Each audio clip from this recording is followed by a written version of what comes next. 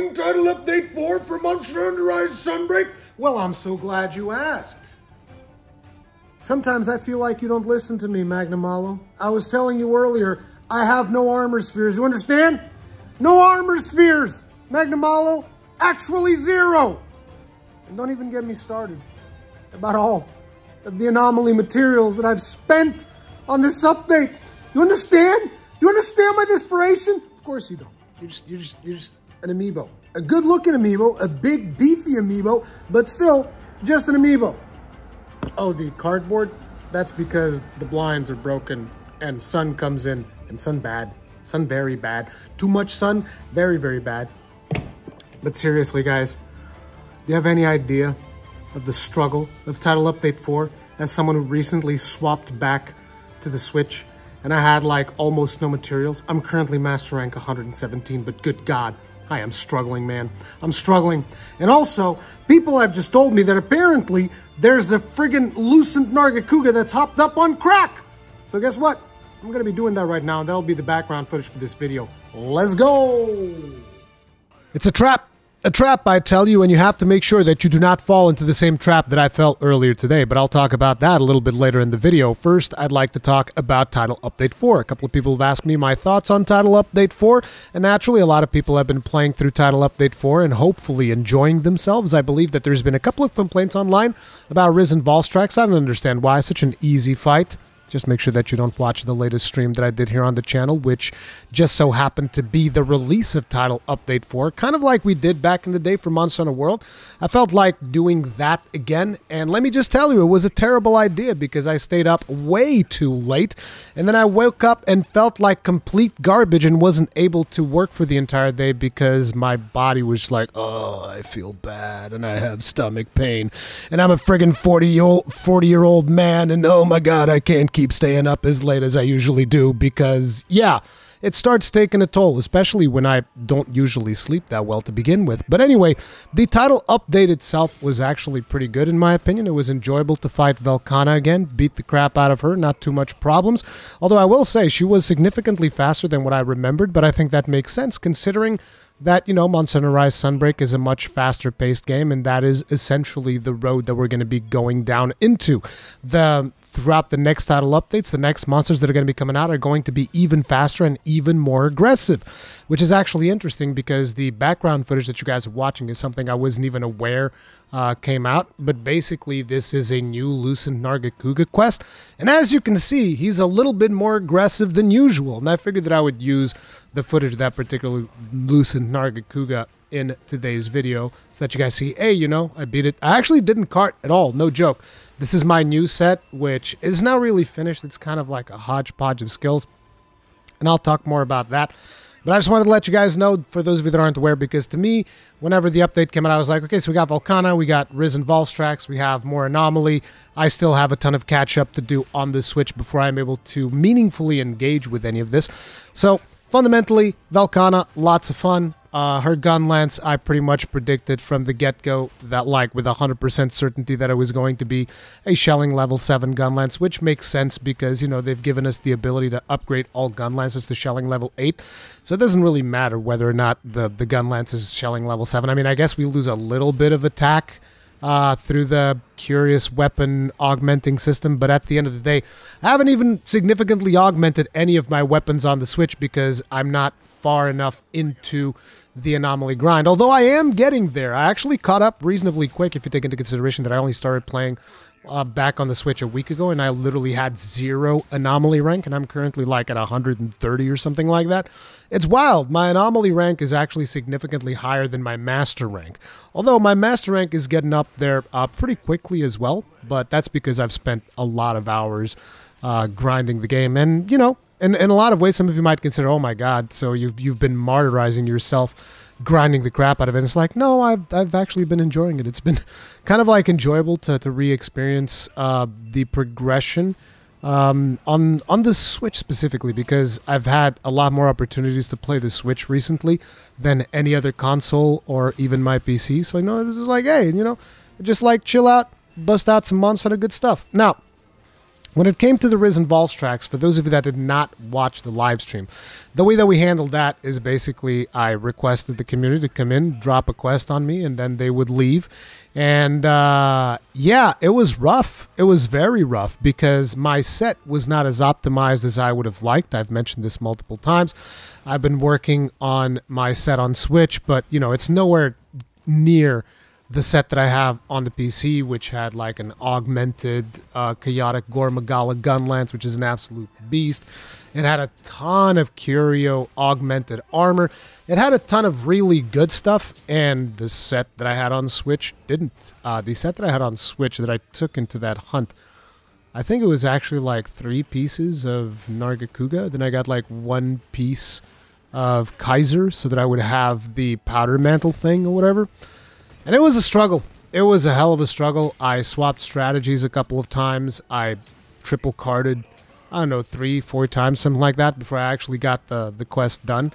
And I felt like mostly it was because I just didn't have enough damage, which is an interesting thing. And I'm not saying this to rub it in the faces of people or whatever. I'm just saying this as like an interesting point of, just like something interesting that I've been thinking about, basically. And that is that whenever I complained about the anomaly armor crafting, because I think that most people know my position on that. I'm not the biggest fan. But when I complained about it, people said, oh, it doesn't matter because you don't need that. You don't need to min-max to that level to actually hunt monsters in Sunbreak, because monsters are generally pretty easy. And then apparently there's now a lot of people complaining that Risen Volstrax is too hard. Mind you, I'm not saying that it is too hard. I complained a bunch during the live stream because it's very easy to get frustrated when you're getting, you know, repeatedly carded and stuff like that, and certain moves just feel like they came completely out of nowhere. So I get frustrated, and that just like pours out into the stream, but I'm not like, oh, it's too hard. I don't think so. I'm pretty sure that with a better optimized set, I would be able to, you know, dispatch him a lot more efficiently than what I did. But I'm curious if people still feel the same way. Curious with a Q. I'm curious if you still feel the same way about curious armor crafting and you know, and just going like, oh, I don't need that, because yeah, Risen Volstrax is a beast. Is an absolute beast of worth. He's super fast. You got to deal a ton of damage to be able to, you know, keep him kind of like in check, because he pretty much, it seems like his stamina does not run out. As a matter of fact, that seems to be the case for a lot of these more recent monsters. Now, I don't know how many people know the way that monsters are supposed to work in Monster Hunter, but they too have a stamina gauge, and certain moves expend a certain amount of stamina, and then when they use up all of their stamina, they slow down, they start the drooling animation, they get tired and all of that.